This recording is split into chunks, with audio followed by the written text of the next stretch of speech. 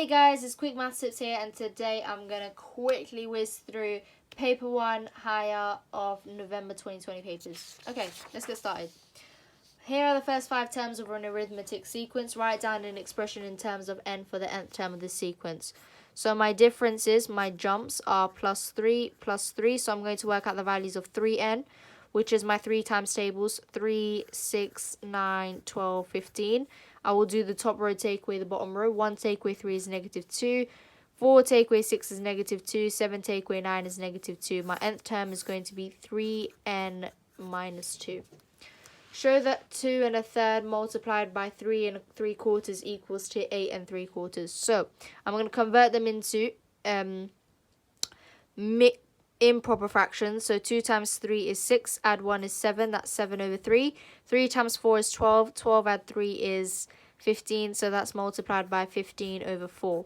Now, before I multiply these, I'm going to simplify these. These are both divisible by 3. 3 divided by 3 is 1, 15 divided by 3 is 5. 7 times 5 is 35, 1 times 4 is 4. I'm left with 35 over 4. Now, 4 times 8 is 32, so I've got 8 whole, and then 35 take away 32 is equal to 3, so I'm left with 3 remainder. So my answer is going to be 8 3/4. Okay, anything to show that this actually multiplies out and works. Okay, let's move on. Here are the diagram shows 4 graphs. Each of these equations in the table is one of the equations of the graphs. Complete the table. Now, first and foremost, this is a reciprocal graph. This is a cubic graph. This is also a cubic graph. And this here is a quadratic graph. Now, I've got 2 cubic graphs. The difference between my cubic graphs is that this one here is going in this direction. Therefore, it's a negative gradient. It's a negative graph. And this one here is going in this direction. Therefore, this is a positive graph. Okay, now let's have a look at the equations. Y is equal to minus x cubed. Okay, so this x cubed, this is a cubic graph, and because this is negative, it's going to be the negative one. So this is going to be graph B. The second one is y is equal to x cubed. So it's also a cubic graph, but this is positive. So it's going to be graph C. Y is equal to x squared. This is going to be a quadratic graph. This therefore is going to be graph D. And last but not least, this is a reciprocal graph. Therefore, that's going to be graph A. Okay, so B, C, D, A. Okay, the diagram shows 4 triangles. 2 of these triangles are congruent. Write down the letters of these 2 triangles. It's only a 1-mark question. It won't take too much work. In these 2 triangles, I can work out a missing angle. A 180 take away 55, take away 45 is 80. That means that's going to be 80 degrees. And 180 take away 80, take away 45, and this is going to be 50 degrees. Now, they all have 10 centimeters in them. In this triangle, 10 centimeters is directly opposite 80. In this one is directly opposite 45. In this one is directly opposite 55. And in this one is directly opposite 80. Congruent means they are the splitting image of each other, and these are the only 2 that they are directly opposite 80 degrees.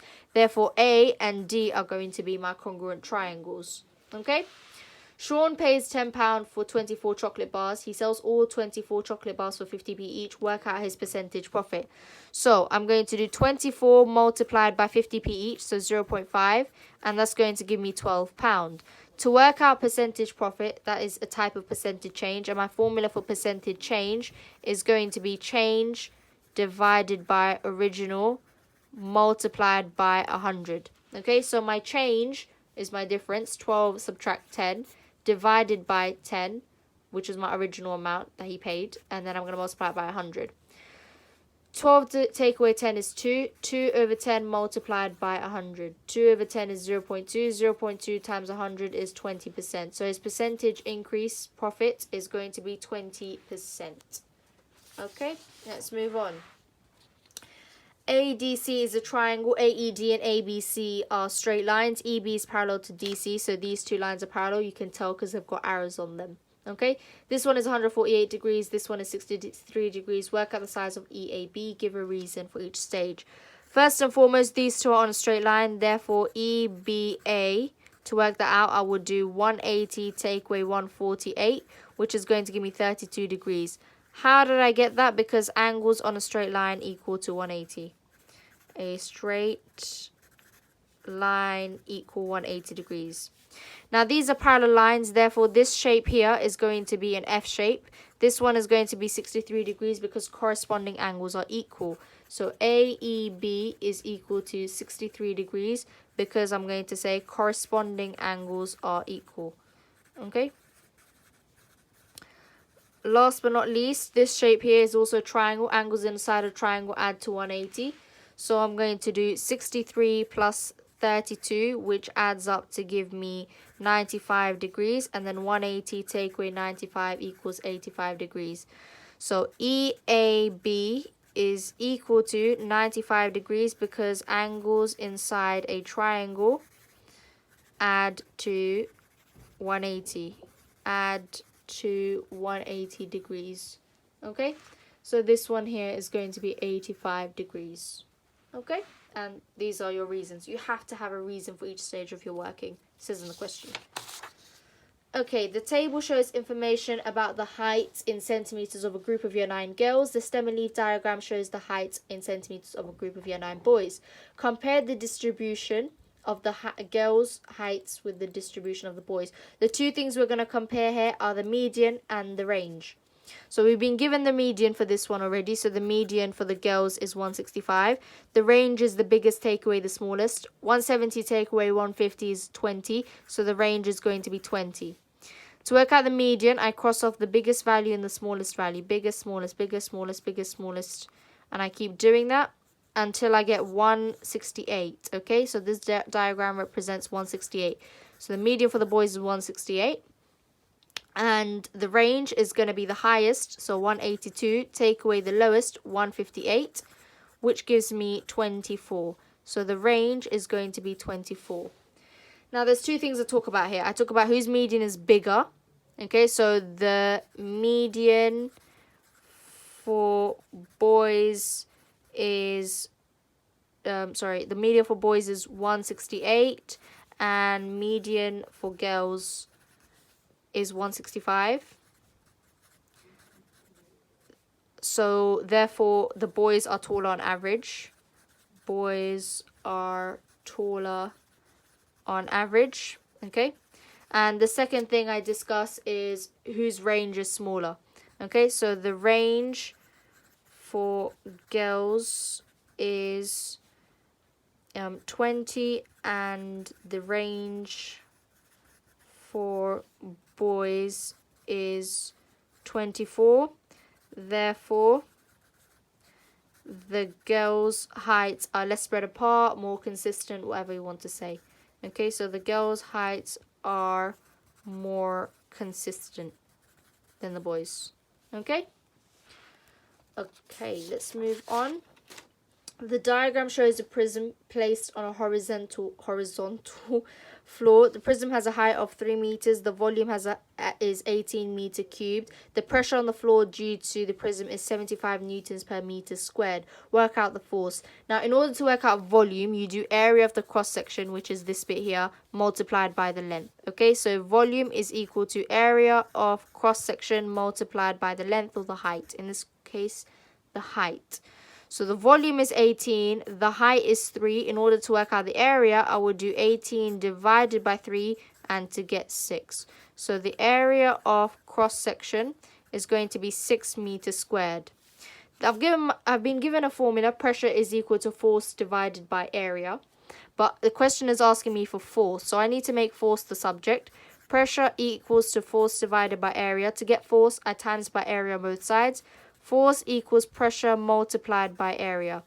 The pressure is 75. The area is 6. So to get force, I'm going to do 75 multiplied by 6. This is an on-calculator paper, so I would actually work it out. 6 times 5 is 30. Carry the 3. 6 times 7 is 42. Add the 3, 45. My force is going to be 450 newtons. Okay? Write down these numbers in order of size. So first I'm going to convert these all into ordinary numbers and then I can see. Okay, so if I convert this into an ordinary number, it's going to be 67200. 1, 2, 3, 4, 5, 0, 0, 0. This one is going to be, this decimal point is moving 4 backwards, so 0.00672. This one, I'm adding 4 zeros, so 6, 7, 2, 1, 2, 3, 4. And this one stays the same. Now, the smallest one, I start with the smallest one. The smallest one is going to be this one, 0.000672. The next smallest one is 67.2 times 10 to the power minus 4. The next smallest one is 6.72 times 10 to the power 5. And this is the biggest one, 672 times 10 to the power 4. Okay, let's move on. Given that a divided by b is 2 over 5 and b divided by c is 3 over 4, find a to b to c. Now, ratio and fractions work hand in hand, so this can be written as a ratio b is 2 ratio 5 and b ratio c is 3 ratio 4. Okay, I just need to work out the ratio of a to b to c. So a to b is 2 to 5 and b to c is 3 to 4. B has a matching one, so I'm going to make them the same. I'll multiply them out. 5 times 3 is 15. This whole ratio will multiply by 3 because the 5 times by the 3. 2 times 3 is 6. This whole ratio will multiply by 5 because the 3 multiplied by the 5, so will the 4.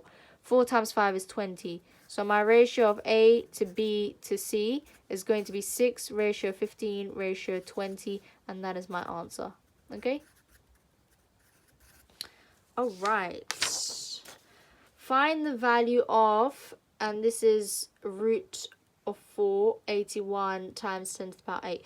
So, first and foremost, 81, what number multiplies by itself 4 times to give me 81? I know that 3 times 3 times 3 is 27. 27 multiplied by 3 is going to give me 81. So, this will simplify to give me 3. Now, 10 to the power 8 and is rooted by 4. My indices divide. Okay, so I'm going to do 8 divided by 4, which is 2. So I'm left with 10 to the power 2. I need to find the value of this, so I need to actually work it out. This is 3 multiplied by 100, which equals to 300. So my answer is 300. Find the value of 64 to the power negative a half. First of all, let's get rid of the negative. It becomes the reciprocal, which is 1 over 64 to the power half. To get rid of the power half, I need to square root it. So I'm left with 1 over the square root of 64, which is 1 over 8 as my answer. Okay? Now, write 3n over 9n minus 1.